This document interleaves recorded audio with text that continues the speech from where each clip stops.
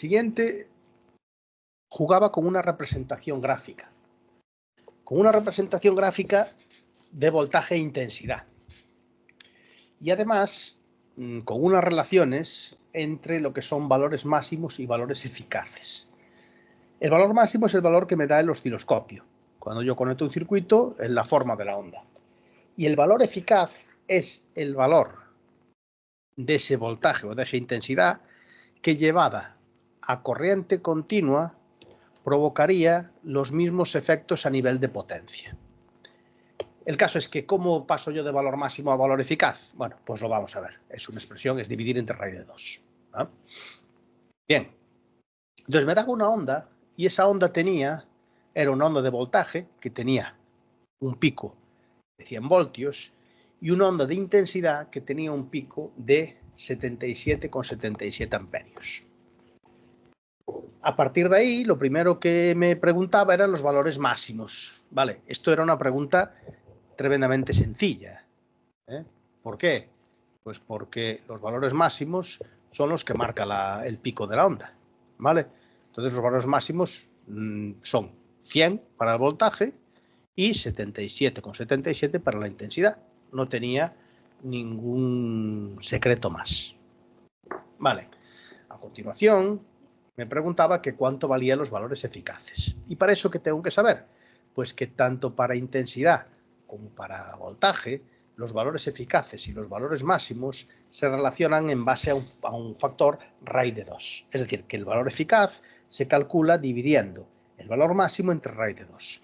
Con lo cual, el voltaje eficaz sería el voltaje máximo, que son 100 voltios, dividido entre raíz de 2, que me da 70,71 voltios. Y la intensidad eficaz, de igual manera, se calcula como el cociente entre la intensidad máxima entre ese factor raíz de 2, que me daba pues 50 amperios. ¿Vale? No tenía ninguna otra dificultad, simplemente el saber cuál era la relación entre valor eficaz y valor máximo. Con eso tengo resuelto también este segundo apartado, ¿vale? De valores eficaces. Frecuencia y periodo. Bueno, pues vamos a ver frecuencia y periodo. ¿Qué es esto de frecuencia y periodo? La frecuencia y el periodo, ¿cómo se relacionan? Bueno, uno es la inversa del otro. Pero a la hora de mirar una onda en la que en el eje vertical yo represento cualquier magnitud y en el eje horizontal yo represento la variable temporal, el periodo de una onda es el tiempo que tarda en dar una oscilación completa. Es decir, que el tiempo que tarda en la onda salir desde aquí y recorrer un ciclo completo es el periodo. Vale. De igual manera, si yo lo que recorro es medio ciclo, lo que tengo es la mitad del periodo. ¿Qué dato me daban a mí? A mí me daban este dato. Me decían que media onda de estas tenía una duración de 50 milisegundos. ¿Qué me estaba dando entonces? Me estaba dando cuánto valía el semiperiodo. ¿Vale? Si el semiperiodo son 50 milisegundos, el periodo, gráficamente se ve muy bien, es estirar esta flecha hasta que abarque un ciclo completo, es decir, 100 milisegundos. Ese sería el periodo. Con eso, entonces, el periodo lo tengo calculado. ¿Y la frecuencia cómo la hago? Pues la frecuencia es tan sencilla como hacer la inversa del periodo. Es decir, la frecuencia es el periodo partido por ese 1 partido por el periodo, ¿vale? Entonces aquí yo lo que os digo es que media onda tiene una duración de 50 milisegundos y como el periodo es lo que dura un ciclo completo, el periodo tendrá que ser 100 milisegundos. Y la frecuencia se calcula de manera inmediata teniendo en cuenta cuál es la relación entre periodo y frecuencia, es decir, 1 partido por el periodo. Si yo pongo esos milisegundos en segundos, pasando al sistema internacional, es decir, poniendo el factor multiplicador de 10 elevado a menos 3, lo que tengo es que esta corriente tiene una frecuencia de 10 hercios. Entonces, frecuencia y periodo ya estarían resueltas. Vale. Expresión temporal de una onda. ¿cómo se escribe la expresión temporal de una onda? Bueno, pues la expresión temporal de una onda se escribe de la siguiente manera. Es decir, el voltaje en función del tiempo es el valor del voltaje máximo por el seno de omega t. Y omega es 2pi por la frecuencia. Es decir, que aquí lo que yo puse fue el voltaje que tiene un valor máximo de 100 por el seno de 2pi por omega, ¿vale? Y 2pi por la frecuencia, perdón, 2pi por la frecuencia. La frecuencia son 10, entonces 2pi por 10 son 20pi, de ahí el 20pi, y por t. ¿Y por qué por el seno? Porque tengo que fijarme en el voltaje qué forma tiene. El voltaje tiene una forma senoidal. ¿Y en dónde empieza? Empieza en el punto 0, 0. La función seno es una función creciente en el intervalo 0, pi, que empieza en el punto 0, 0. Entonces esta función voltaje se corresponde de manera exacta a una función tipo seno. Y ahora vamos con la intensidad, porque la intensidad, fijaros que no empieza en 0, 0. Entonces, ¿qué querrá decir eso? Querrá decir que tiene un desfase. Es decir, que este trocito de aquí es el desfase temporal que me decía que eran 2,77 milisegundos que existe entre la onda de voltaje y la onda de intensidad.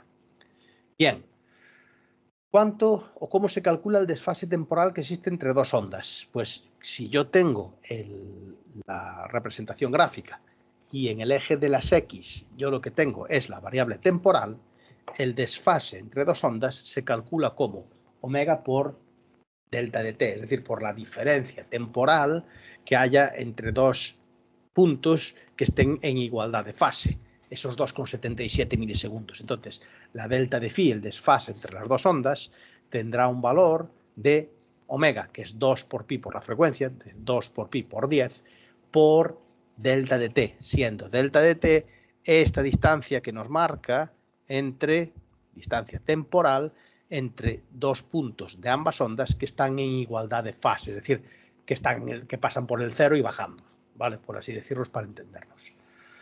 Esto nos da 0,17 radianes y esos 0,17 radianes hay que ponerlos aquí. El caso es cómo, sumando o restando. Bueno, pues tenemos que observar la forma de esas ondas, ¿no? Y la forma de esas ondas, fijaros, la onda de voltaje alcanza su pico aquí.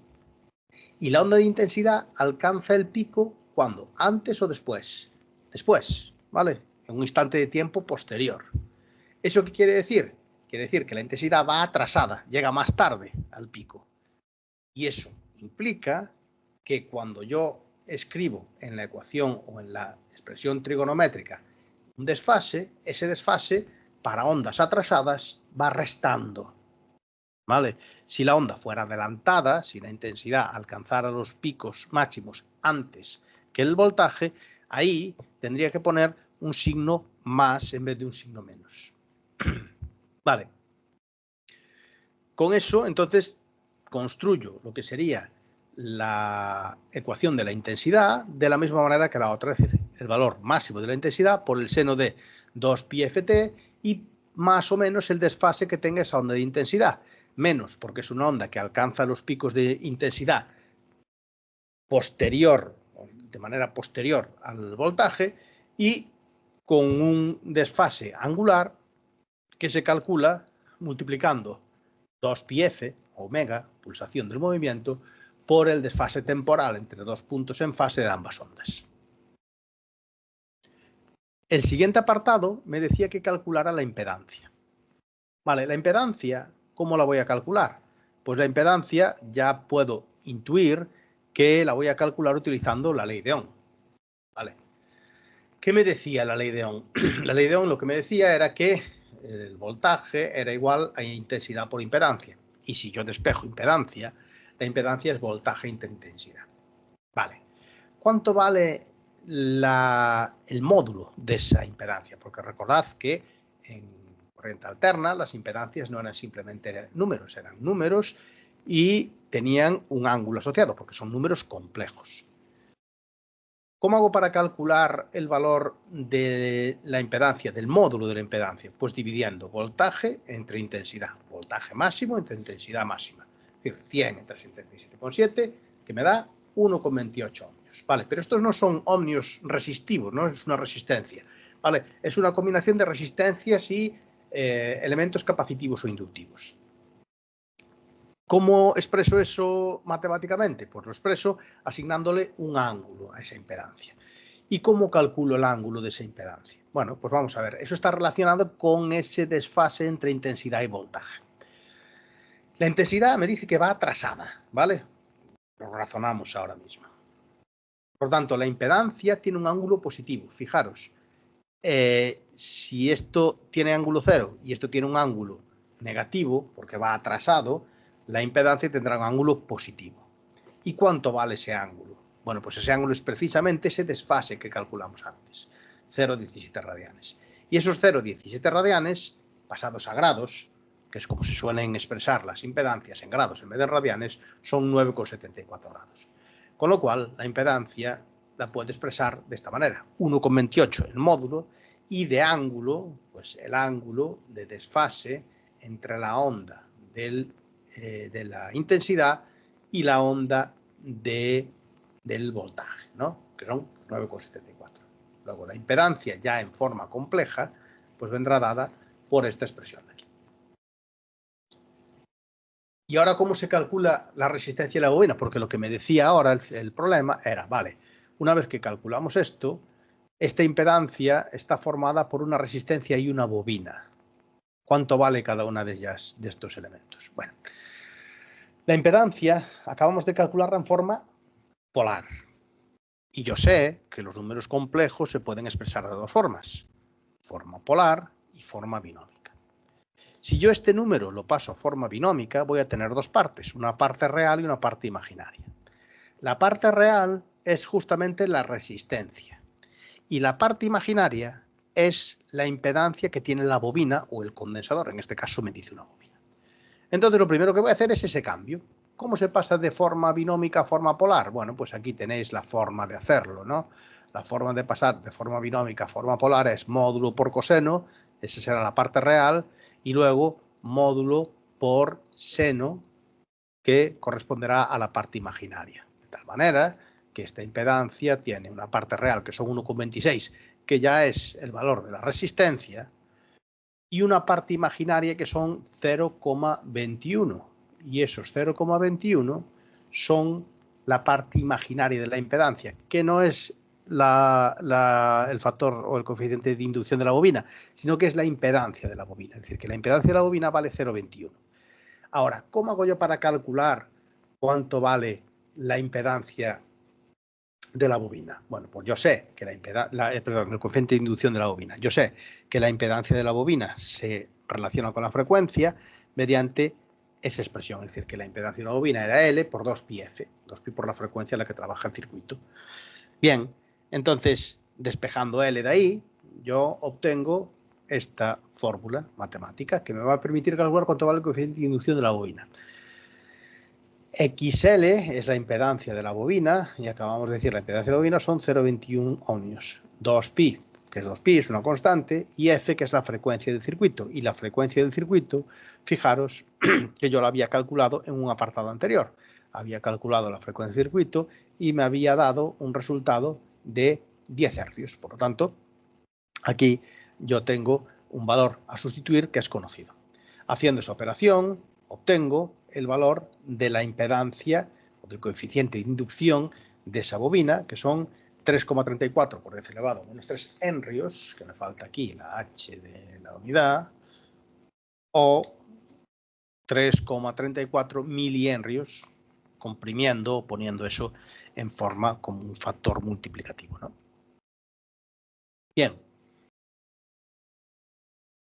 Y por último, me pregunta que qué potencia se disipa. Potencia, lo que es potencia activa, solo la disipa la parte resistiva del circuito. Para calcular la potencia que disipa una resistencia, lo que tengo que hacer es lo siguiente, es la intensidad efectiva al cuadrado multiplicado por el valor de la resistencia. Como la intensidad efectiva era el valor máximo entre raíz de 2, si yo elevo al cuadrado, me queda el valor máximo al cuadrado, entre raíz de 2 al cuadrado, que ya me queda 2, por el valor de la resistencia, que fijaros que puse la resistencia, no son 10, son 1,26, perdón. Este valor de aquí son 1,26. Vale, puse 10 ahí, pero no es el valor de la resistencia, 1,26 ohmios.